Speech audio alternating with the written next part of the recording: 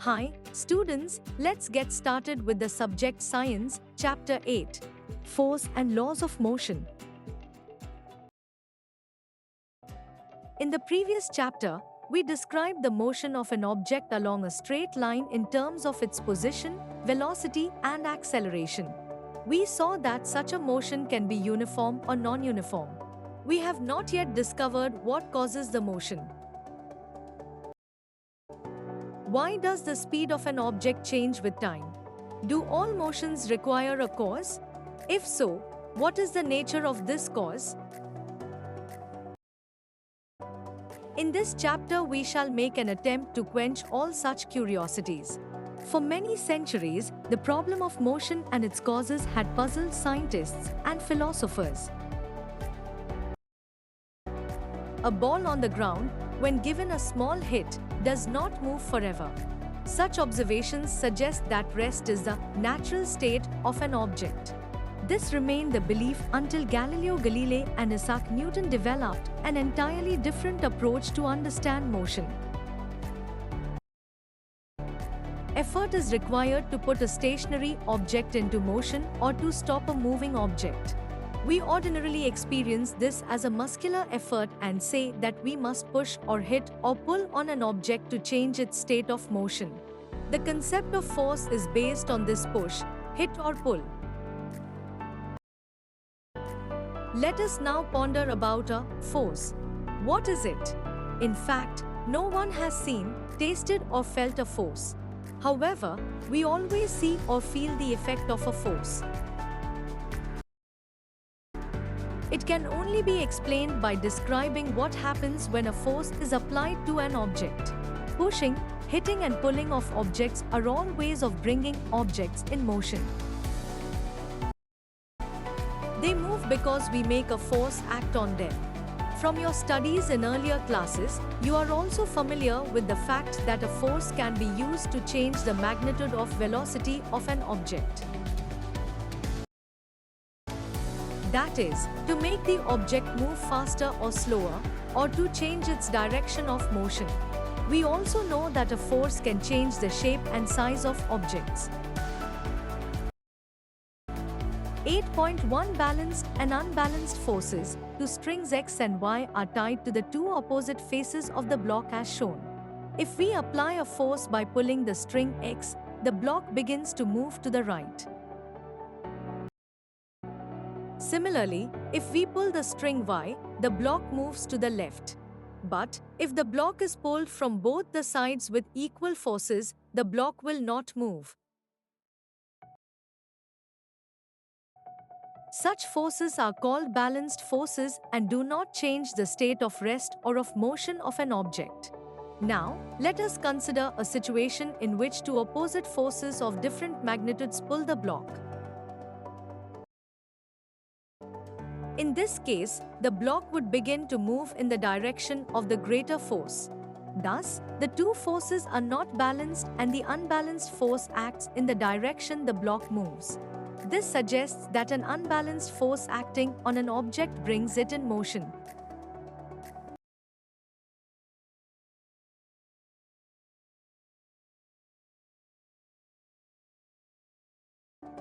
What happens when some children try to push a box on a rough floor?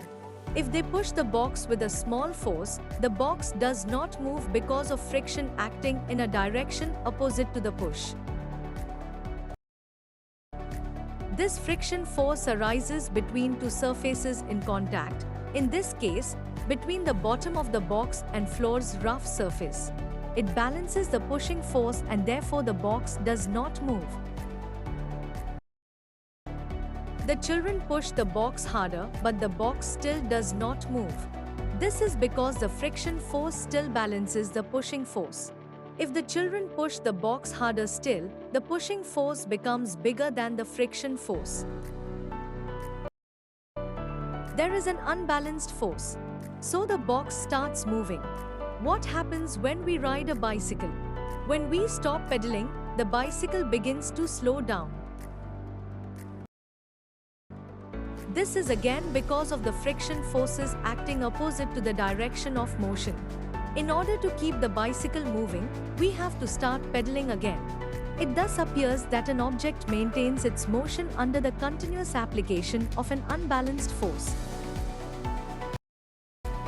However, it is quite incorrect. An object moves with a uniform velocity when the forces, pushing force and frictional force, acting on the object are balanced and there is no net external force on it. If an unbalanced force is applied on the object, there will be a change either in its speed or in the direction of its motion. Thus, to accelerate the motion of an object, an unbalanced force is required.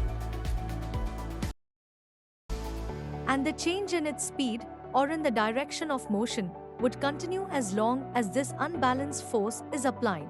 However, if this force is removed completely, the object would continue to move with the velocity it has acquired till then. 8.2 First law of motion. By observing the motion of objects on an inclined plane, Galileo deduced that objects move with a constant speed when no force acts on them. He observed that when a marble rolls down an inclined plane, its velocity increases. In the next chapter, you will learn that the marble falls under the unbalanced force of gravity as it rolls down and attains a definite velocity by the time it reaches the bottom. Its velocity decreases when it climbs up a marble resting on an ideal frictionless plane inclined on both sides. Galileo argued that when the marble is released from left, it would roll down the slope and go up on the opposite side to the same height from which it was released. If the inclinations of the planes on both sides are equal, then the marble will climb the same distance that it covered while rolling down.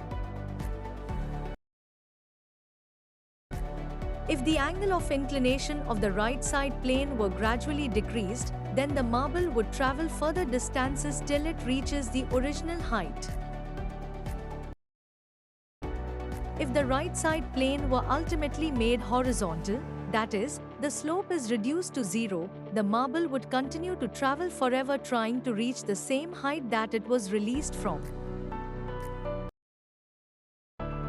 The unbalanced forces on the marble in this case are zero.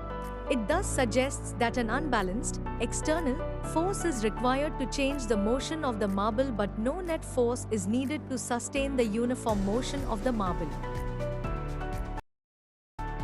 In practical situations, it is difficult to achieve a zero unbalanced force. This is because of the presence of the frictional force acting opposite to the direction of motion. Thus, in practice, the marble stops after traveling some distance.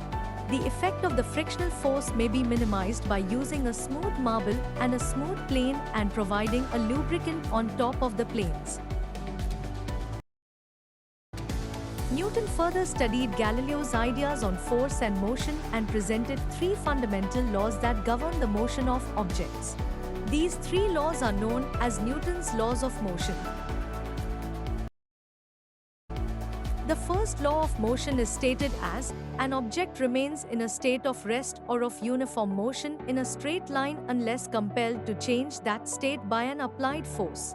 In other words, all objects resist a change in their state of motion. In a qualitative way, the tendency of undisturbed objects to stay at rest or to keep moving with the same velocity is called inertia. This is why the first law of motion is also known as the law of inertia. Certain experiences that we come across while traveling in a motor car can be explained on the basis of the law of inertia. We tend to remain at rest with respect to the seat until the driver applies a braking force to stop the motor car. With the application of brakes, the car slows down, but our body tends to continue in the same state of motion because of its inertia.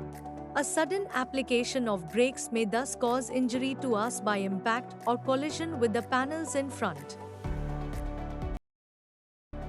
Safety belts are worn to prevent such accidents. Safety belts exert a force on our body to make the forward motion slower. An opposite experience is encountered when we are standing in a bus and the bus begins to move suddenly. Now we tend to fall backwards. This is because the sudden start of the bus brings motion to the bus as well as to our feet in contact with the floor of the bus. But the rest of our body opposes this motion because of its inertia. When a motor car makes a sharp turn at a high speed, we tend to get thrown to one side.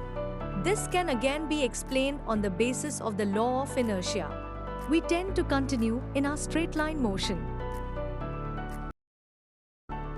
When an unbalanced force is applied by the engine to change the direction of motion of the motor car, we slip to one side of the seat due to the inertia of our body. Galileo Galilei was born on 15 February 1564 in Pisa, Italy. Galileo, right from his childhood, had interest in mathematics and natural philosophy. But his father Vincenzo Galilei wanted him to become a medical doctor. Accordingly, Galileo enrolled himself for a medical degree at the University of Pisa in 1581, which he never completed because of his real interest in mathematics. In 1586, he wrote his first scientific book, The Little Balance, La Balancetta, in which he described Archimedes' method of finding the relative densities, or specific gravities, of substances using a balance. In 1589, in his series of essays De Motu, he presented his theories about falling objects using an inclined plane to slow down the rate of descent. In 1592, he was appointed professor of mathematics at the University of Padua in the Republic of Venice. Here he continued his observations on the theory of motion and through his study of inclined planes and the pendulum, formulated the correct law for uniformly accelerated objects that the distance the object moves is proportional to the square of the time taken. Galileo was also a remarkable craftsman. He developed a series of telescopes whose optical performance was much better than that of other telescopes available during those days. Around 1640, he designed the first pendulum clock. In his book, Starry Messenger, on his astronomical discoveries, Galileo claimed to have seen mountains on the Moon, the Milky Way made up of tiny stars, and 4 small bodies orbiting Jupiter. In his books, Discourse on Floating Bodies and Letters on the Sunspots, he disclosed his observations of sunspots. Using his own telescopes and through his observations on Saturn and Venus, Galileo argued that all the planets must orbit the Sun and not the Earth, contrary to what was believed at that time. 8.3 Inertia and mass. All the examples and activities given so far illustrate that there is a resistance offered by an object to change its state of motion. If it is at rest, it tends to remain at rest. If it is moving, it tends to keep moving. This property of an object is called its inertia. Do all bodies have the same inertia? We know that it is easier to push an empty box than a box full of books. Similarly, if we kick a football, it flies away. But if we kick a stone of the same size with equal force, it hardly moves. We may, in fact, get an injury in our foot while doing so. 5 rupees coin. If we use a 1 rupee coin, we find that a lesser force is required to perform the activity. A force that is just enough to cause a small car to pick up a large velocity will produce a negligible change in the motion of a train. This is because, in comparison to the cart, the train has a much lesser tendency to change its state of motion. Accordingly, we say that the train has more inertia than the cart. Clearly, Heavier or more massive objects offer larger inertia. Quantitatively, the inertia of an object is measured by its mass. We may thus relate inertia and mass as follows. Inertia is the natural tendency of an object to resist a change in its state of motion or of rest. The mass of an object is a measure of its inertia. 8.4 Second law of motion. The first law of motion indicates that when an unbalanced external force acts on an object, its velocity changes, that is, the object gets an acceleration.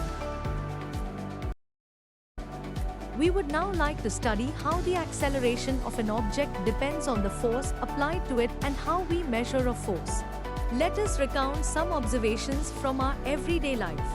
During the game of table tennis, if the ball hits a player, it does not hurt him.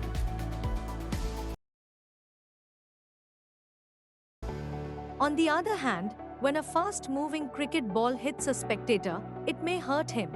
A truck at rest does not require any attention when parked along a roadside. But a moving truck, even at speeds as low as 5 meters s1, may kill a person standing in its path. A small mass, such as a bullet, may kill a person when fired from a gun. These observations suggest that the impact produced by the objects depends on their mass and velocity. Similarly, if an object is to be accelerated, we know that a greater force is required to give a greater velocity. In other words, there appears to exist some quantity of importance that combines the object's mass and its velocity. One such property called momentum was introduced by Newton. The momentum, p of an object, is defined as the product of its mass, m, and velocity, v. That is, p is equal to mv. 8.1. Momentum has both direction and magnitude. Its direction is the same as that of velocity, v. The c unit of momentum is kilogram per second, kg ms1. Since the application of an unbalanced force brings a change in the velocity of the object, it is therefore clear that a force also produces a change of momentum. Let us consider a situation in which a car with a dead battery is to be pushed along a straight road to give it a speed of 1 meter s1, which is sufficient to start its engine. If one or two persons give a sudden push, unbalanced force, to it, it hardly starts. But a continuous push over some time results in a gradual acceleration of the car to this speed. It means that the change of momentum of the car is not only determined by the magnitude of the force but also by the time during which the force is exerted. It may then also be concluded that the force necessary to change the momentum of an object depends on the time rate at which the momentum is changed. The second law of motion states that the rate of change of momentum of an object is proportional to the applied unbalanced force in the direction of force. 8.4.1 Mathematical formulation of second law of motion. Suppose an object of mass, m, is moving along a straight line with an initial velocity, u. It is uniformly accelerated to velocity, v, in time, t, by the application of a constant force, f, throughout the time, t. The initial and final momentum of the object will be p1 is equal to nu and p2 is equal to mv respectively. Here a is equal to vu, t is the acceleration, which is the rate of change of velocity. The quantity, k, is a constant of proportionality. The c units of mass and acceleration are kg and ms2 respectively. The unit of force is so chosen that the value of the constant, k, becomes 1. For this, 1 unit of force is defined as the amount that produces an acceleration. The unit of force is kg ms2 or Newton, which has the symbol N. The second law of motion gives us a method to measure the force acting on an object as a product of its mass and acceleration. The second law of motion is often seen in action in our everyday life. Have you noticed that while catching a fast-moving cricket ball, a fielder in the ground gradually pulls his hands backwards with the moving ball? In doing so, the fielder increases the time during which the high velocity of the moving ball decreases to zero. Thus, the acceleration of the ball is decreased and therefore the impact of catching the fast-moving ball is also reduced. If the ball is stopped suddenly, then its high velocity decreases to zero in a very short interval of time. Thus, the rate of change of momentum of the ball will be large. Therefore, a large force would have to be applied for holding the catch that may hurt the palm of the fielder.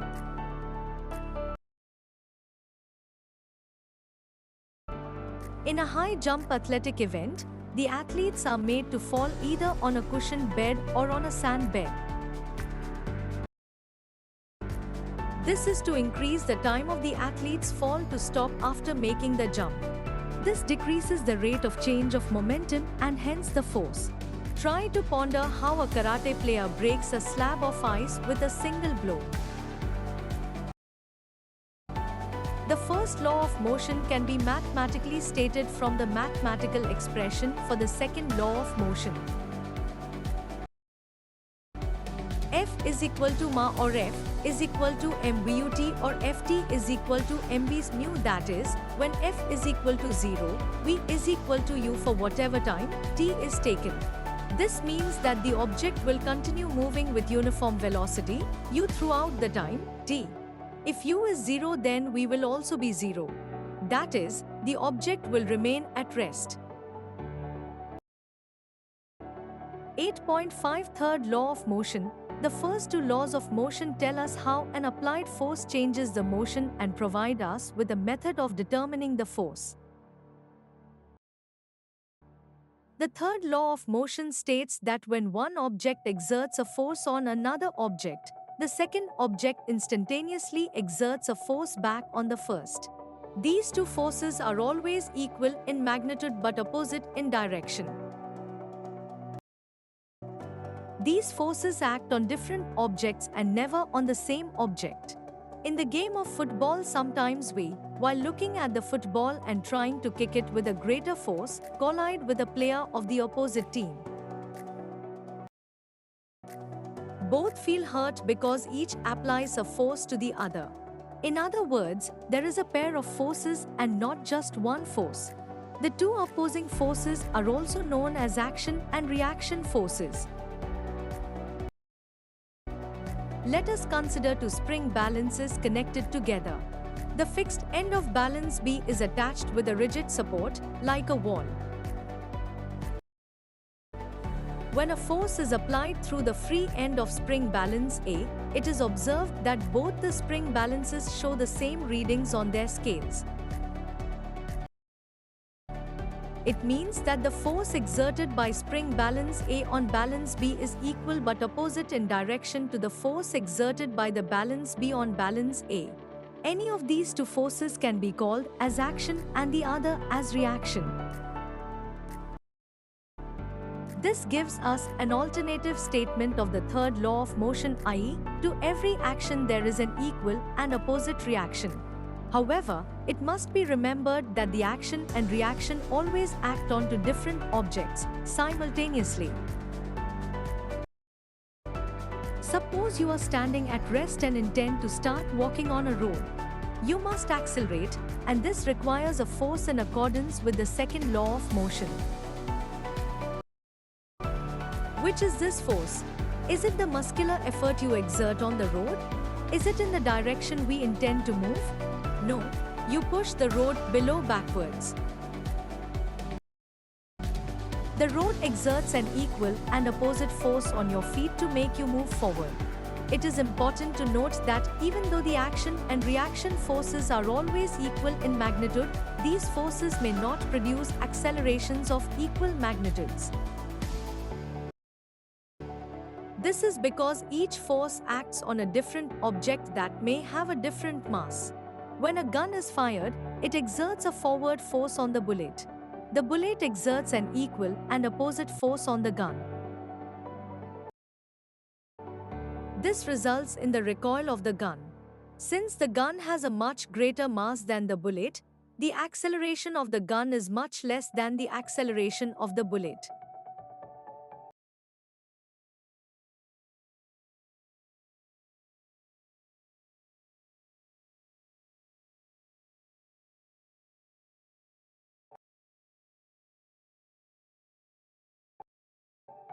The second law of motion can be seen, as this arrangement would show different accelerations for the same force. The cart shown in this activity can be constructed by using a 12 mm or 18 mm thick plywood board of about 50 cm times 100 cm with two pairs of hard ball bearing wheels. Skate wheels are good to use. The cart shown in this activity can be constructed by using a 12 mm or 18 mm thick plywood board of about 50 cm times 100 cm with two pairs of hard ball bearing wheels. Skate wheels are good to use. Skateboards are not as effective because it is difficult to maintain straight line motion. Thanks for watching.